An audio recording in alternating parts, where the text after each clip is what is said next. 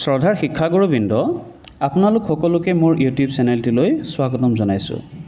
আপোনালোকে নিশ্চয় লক্ষ্য কৰিছে, বিদ্যালয়ত ছাত্ৰ ছাত্ৰীৰ উপস্থিতিক লৈ ৰাজ্যৰ শিক্ষা বিভাগ যথেষ্ট পৰিমাণে কঠোৰ হৈছে। শিক্ষা সেতু পৰ্টেলত ছাত্ৰ ছাত্ৰীৰ উপস্থিতি নিয়মীয়াকৰণক লৈ বাৰে বাৰে নিৰ্দেশনা প্ৰেৰণ কৰি থকা হৈছে। এই ক্ষেত্ৰত যিসমূহ বিদ্যালয়ে কৰ্তব্য পালনত হেমাহি কৰিছে তেওঁলোকলৈ কাৰণ দৰ্শোৱাৰ জাননী চৌকছ নটিছ প্ৰেৰণ কৰা হৈছে। এইখনো তেনে এখন শ্ৰীভূমি জিলাৰ কাৰণ দৰ্শোৱাৰ জাননী চৌকছ নটিছ। মুঠ 7খন বিদ্যালয়ৰ প্ৰধান শিক্ষকলৈ এই কাৰণ দৰ্শোৱাৰ জাননী প্ৰেৰণ কৰা হৈছে। ইয়াৰ মূল কথাটো হৈছে 27/5/2025 তাৰিখে এইকেইখন বিদ্যালয়ত ছাত্ৰ ছাত্ৰীৰ উপস্থিতি একেবাৰে শোচনীয়। ইতিমধ্যে কিন্তু ঊৰ্ধ্বতম কৰ্তৃপক্ষৰ ফালৰ পৰা বাৰে বাৰে বিষয়টো অৱগত কৰি থকা হৈছে।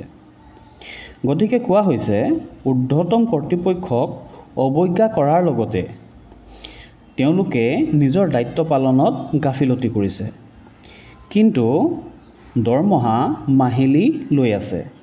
এয়া কেৱল মাত্ৰ চৰকাৰী ধন অপচয় কৰা বুলি উল্লেখ কৰিছে।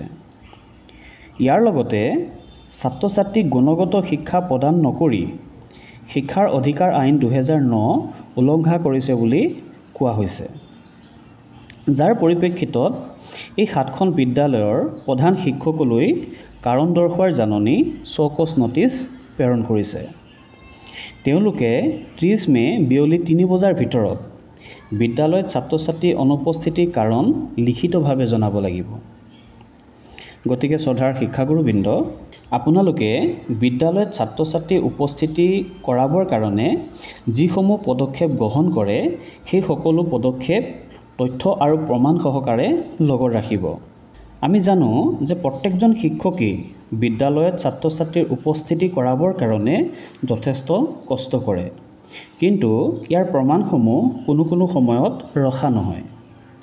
গতিকে পুনৰবাৰ অৱগত কৰিছোঁ, আপোনালোকে যিসমূহ পদক্ষেপ গ্ৰহণ কৰে বিদ্যালয়ত ছাত্ৰ ছাত্ৰী উপস্থিত কৰাবৰ কাৰণে সকলোবোৰ তথ্য আৰু প্ৰমাণ সহকাৰে লগত ৰাখিব, নহ'লে আপোনালোকেও বিপদত পৰিব পাৰে। আজিলৈ ইমানেই। ভিডিঅ'টি লাইক কৰিব, শ্বেয়াৰ কৰিব আৰু আশা ৰাখিছোঁ চেনেলটি ছাবস্ক্ৰাইব কৰিব। ধন্যবাদ।